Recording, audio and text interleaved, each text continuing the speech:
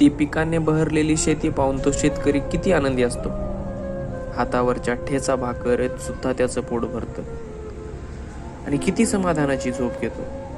पण कोणास ठाऊक होतं, ती समाधानाची झोप मोडणार आहे. कदाचित तो झोपलाही नसेल त्या रात्री. दुसऱ्या दिवशी सगळं काही उद्ध्वस्त झालं होतं. त्याची बहरलेली ती शेती, त्याच्या शेतातून सुपीक ती माती, ती गोट्यात बांधलेली गाय मेली होती. किती माया असते ना मायेच्या ममतेत. जाता जाता त्याच्या वासराला घेऊन गेली होती. पुरात त्याच्या घरात पाणी शिरलं. सगळं काही वाहून गेलं होतं. कितीतरी वर्षांनी त्या गावात पत्रकारांची टोळी आली होती. सांगण्या शेतकऱ्यांची होळी झाली होती.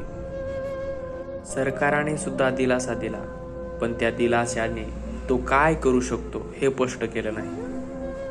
वाहून गेलेलं काय काय उभं करू शकतो हे सांगितलं नाही. त्यात तो जगू शकतो की जगवू शकतो? सांगा साहेब, तो काय काय उभं करू शकतो? गरज आहे मराठवाड्याला आणि आपल्याला माणुसकीला जागण्याची.